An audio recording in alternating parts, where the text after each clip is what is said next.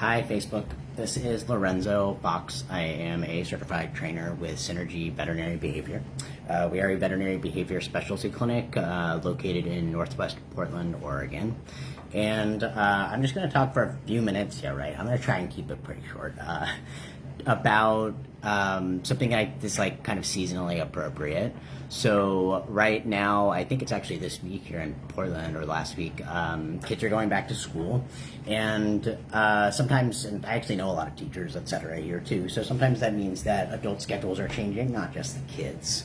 So I think it's helpful to think about how this impacts our pets sometimes more than we think. Until it becomes an issue. So even if you have been through this yearly transition with your pets before, I think it's helpful to think about ways to make it easier on yourselves and on them. So first of all, I would say that the truth is that for most dogs and cats, and probably other pets too, but those are like primarily the ones I think who are impacted by this, kids going back to school is a good thing because they're getting generally more rest and a little bit more downtime. Kids are great. I'm sure your dog loves the kids, and you know that they're a lot too. So it's nice if our pets get that break from them and then are able to party and hang out all evening or on the weekends. So a few things that I think about besides that, in terms of like, oh, this is kind of nice getting back on schedule, is one, if you are noticing any separation distress behaviors happening with your pets. So not only dogs, cats can also get separation anxiety and struggle with that. And so if an animal is new to your house and hasn't really been through this transition before and just spent the last few months spending all day, every day with you and the kids, or the kids, then you might start noticing some behaviors that are indicative of not being able to be alone. So if you are noticing that happening, please recognize that successful resolution of separation distress is really going to be massively assisted by working with a professional. So at Synergy, we make sure that our separation distress patients get a behavior health assessment with our board certified veterinary behaviorist, and then we also have me, a certified separation anxiety trainer. So we can help you work through that, but it is pretty imperative that you have some professional help because it's a really common problem, but it can be really disruptive and challenging to work through. The faster you get started, the better.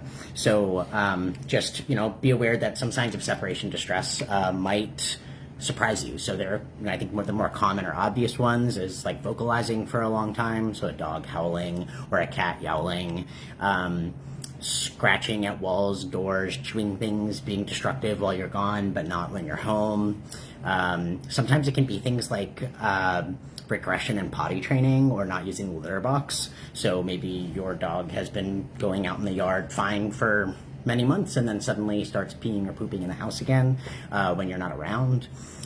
You might also find that there's some hyper attachment happening. So if you notice your dog or cat is regularly following you more than they did, kind of like Velcro pet, like something to think about.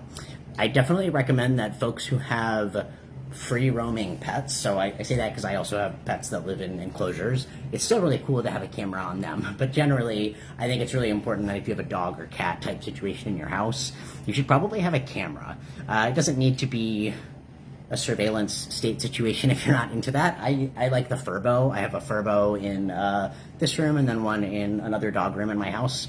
There's a lot of different versions that are inexpensive of ways that you can check in and see how your pets are doing when you're not around. Hopefully it's extremely boring television and they're just sleeping, but it is really important to be able to go back and look, especially if maybe you don't know that your pet is actually quite distressed while you're gone.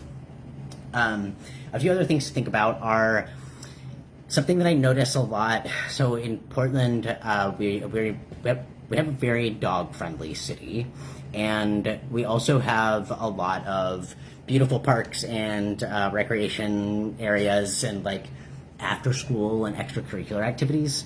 So those of us who have kids and dogs especially often want our dogs to participate in those activities or to attend to them.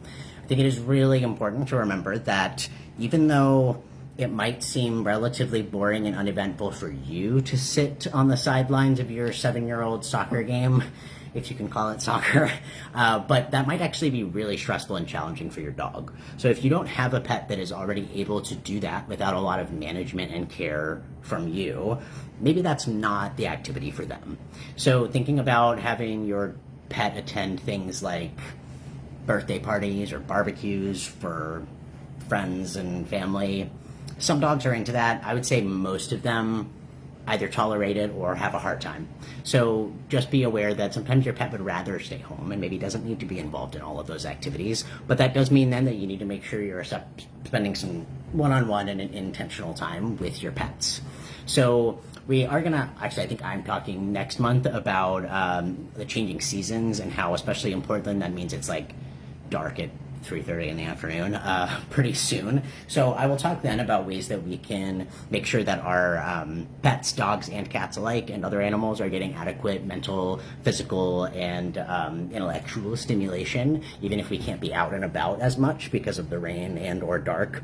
But I think that's also kind of true when our schedules change. So a lot of people who have dogs, like family, okay, can we not do that? Thank you, sir. I have a cut on my leg and my dog is obsessed with it. So a lot of us who have families and dogs, we consider ourselves active families when really we're often just busy families. And I think that distinction is really important.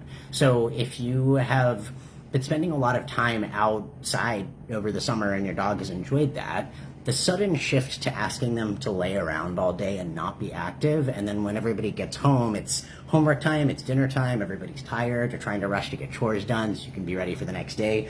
It can be really challenging to fit your dog's needs in. So I encourage you to look at alternative options. So sometimes, depending on the dog, maybe that means that your dog starts to accompany you on errands and you can do little like mini walks in new places when you're trying to do things together. Consider trying to schedule like a weekly outing to a new park or trail to do a little bit of hiking with the whole family. Consider checking out some of our really fantastic dog adventure companies like Northwest Dog Adventures Northwest. Options for your dog to go and have a 1 or 2 hour hike with a pack of friendly dogs that they like. They get recall training, they get nice and tired, they get the right kind of exercise and mental and social stimulation, and then you don't have to feel guilty at the end of the day when you don't have the energy to take them out, because I get that. I think it's also important that we identify, hi bud, yes, that we identify what sort of extracurricular activities our pets can do. So we do a lot of cat training and cat enrichment at Synergy. So if you feel like your cat is bored, I would certainly recommend you look into teaching them to do fun things. Teaching your cat tricks, fun thing for your kids to do. You can also teach them to wear a harness and they can go on walks too. They can go on hikes and adventures. My partner used to take their cat out in a backpack, and he would have a little harness that was clipped on too. So sometimes he would come with us on the hike, and then we would let him out in certain spots to roam around, and then he'd go back in the backpack. You can do that with small dogs too. If you have not explored Sniff Spot, I love to recommend Sniff Spot to my clients and students who have kids, because you can take your kid to the Sniff Spot too and they will also get tired. It's a safe enclosed space. There's not other dogs, there's not other people around, and then you can make it as big and exploratory as you want or as contained. So I think it's a pretty affordable option and definitely is less of the like wild west unpredictability of a dog park. Additionally, it's really important that you are remembering that exercise is not always going to be what your dog needs in order to be able to settle in the house. So if you have a dog that seems like it has boundless energy, you might actually find that the more exercise it gets, the more exercise it needs to actually be tired, and then sometimes it seems like they aren't tired at all. And that's often because these dogs actually need a little bit more rest than more activity. So thinking about ways that we can engage their brains and their bodies in less high arousal ways makes a really big difference for getting a nice tired in the right way kind of dog. So if you feel like you need to like throw the Chuck-It launcher for an hour straight in order to have some sanity in your house, or for your kids to be able to do their homework without the dog constantly headbutting them or being disruptive, they might actually need something very different. So at Synergy, we offer nosework classes, and nosework is one of the best ways to get a very tired dog because it works their brain pretty hard. It's something really easy to do at home, and anybody, any kind of dog and any kind of person can participate in nosework, especially in our classes because we specifically set them up so that any dog, generally regardless of their behavior issues, can attend. So we make sure that everybody has their own little cubicle space to work in, and we routinely have dog reactive dogs attending our nosework classes, and we often will even have human aggressive dogs attending our nosework classes because we give them a safe, contained space to work in. So if you haven't done any sports with your dog, or you would like to explore something that's a little bit more brain heavy than muscle and like endurance heavy, that's a really good option. We also offer Control Unleashed classes. So if you don't know what Control Unleashed is, it's a program that is sort of a holistic way of starting to help build a dog that is able to communicate with you about the environment, able to process the environment a little bit more thoughtfully and with less impulsivity or reactivity.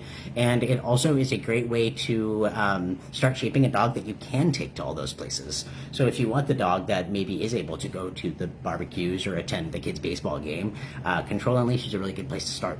Any dog of any age can attend, and your dog doesn't need to have any special behavior issues or concerns or even really any specific training to attend. But it is nice if you have completed our virtual reactive rover class before you take our in-person Control Unleashed class, but you absolutely can take it without the virtual class.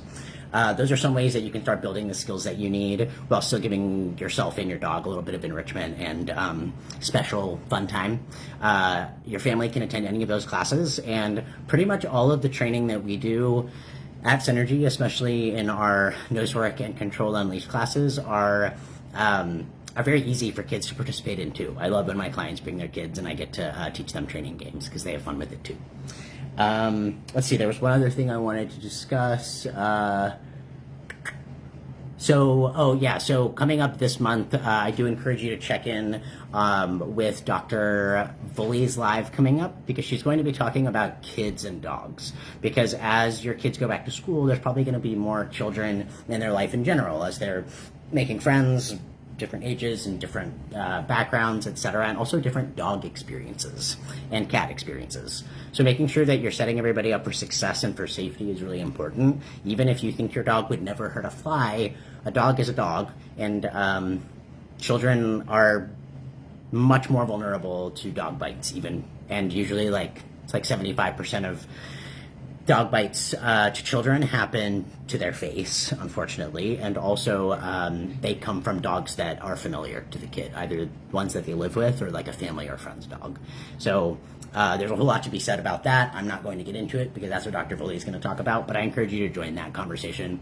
I would love to hear from you all. What sort of school and or back into the routine activities do you tend to try and fit in for your pets, or how do you incorporate your pets into that new routine?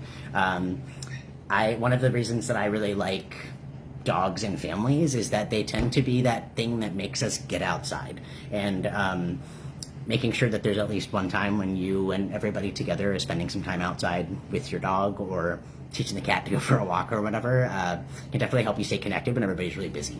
So what are your favorite ways to do that? And let me know if you have any questions. Okay, bye.